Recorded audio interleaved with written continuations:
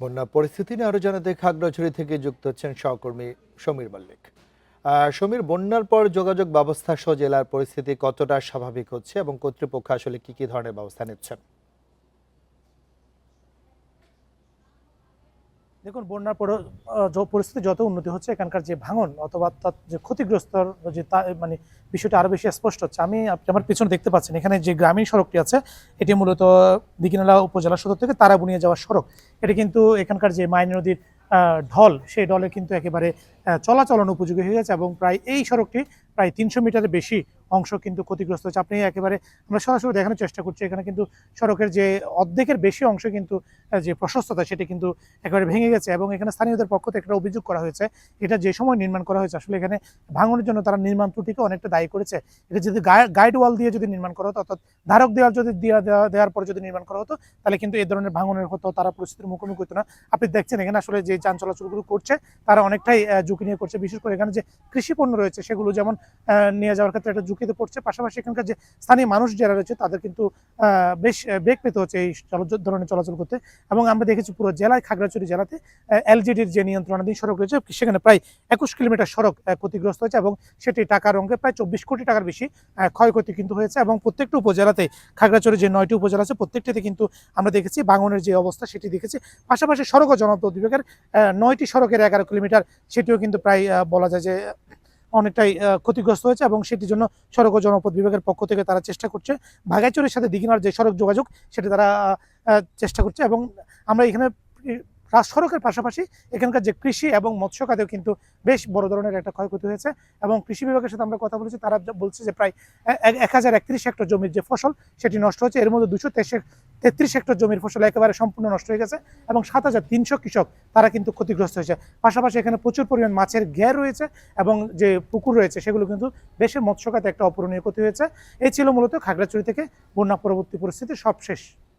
খাগড়াছড়ি থেকে বন্যা পরবর্তী পরিস্থিতি নিয়ে সর্বশেষ তথ্য জানাচ্ছিলেন সহকর্মী সমীর মল্লিক।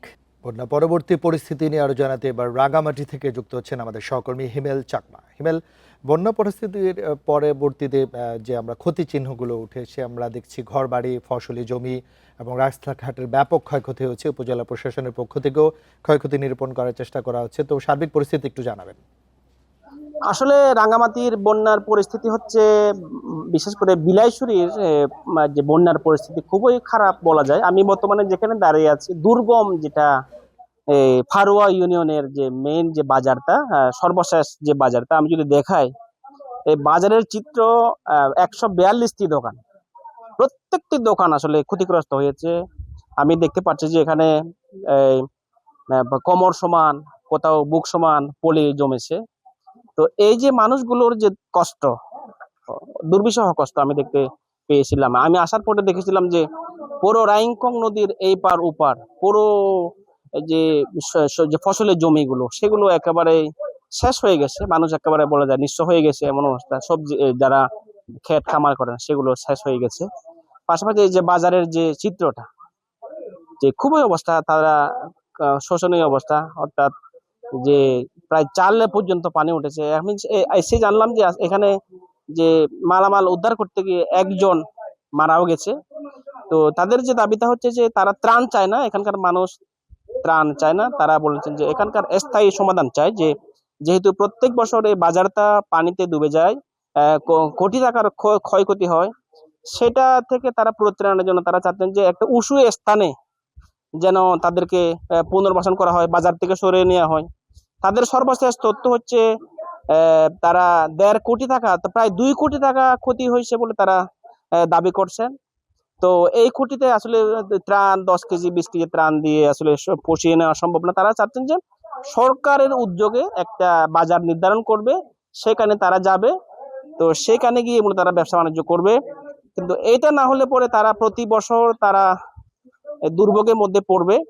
এটা থেকে মুক্তির জন্য তারা সরকারের সহযোগিতা চাচ্ছেন। পাশাপাশি যে এখানে যে ফারুয়া ইউনিয়নের যে একটা, আপনি জানেন যে এটা ফরেস্ট রিজার্ভ ফরেস্টের জায়গা।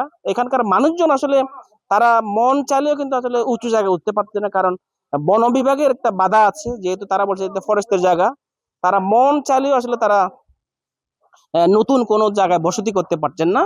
তো সবকিছু মিলে আসলে বলা যায় যে এখানে ফারুয়া ইউনিয়নের যে দুর্বিষহ জীবন মানুষের, এখান থেকে মুক্তির জন্য আসলে সরকারের বিশেষ সহযোগিতা দরকার, সেটা তারা তারা দাবি করছেন যে সরকার তাদেরকে মানবিক সহায়তা, মানবিক দিক বিবেচনা করে বাজারটা একটা উঁচু জায়গায় স্থাপন, পাশাপাশি এখানকার যে মানুষগুলো, সাধারণ যে মানুষগুলো যারা ক্ষতিগ্রস্ত হয়েছে, তারা যেন যে একটা পুনর্বাসনের ব্যবস্থা করেন, সেটা তারা দাবি জানাচ্ছেন। এই হচ্ছে আমার কাছে রাঙ্গামাটির বিলাসুরি ফারুয়ার সর্বশেষ অবস্থা। রাঙামাটিতে বন্যা পরবর্তী ক্ষয়ক্ষতির পরিস্থিতি নিয়ে সবশেষ তথ্য জানাচ্ছিলেন আমাদের সহকর্মী হিমেল চাকমা।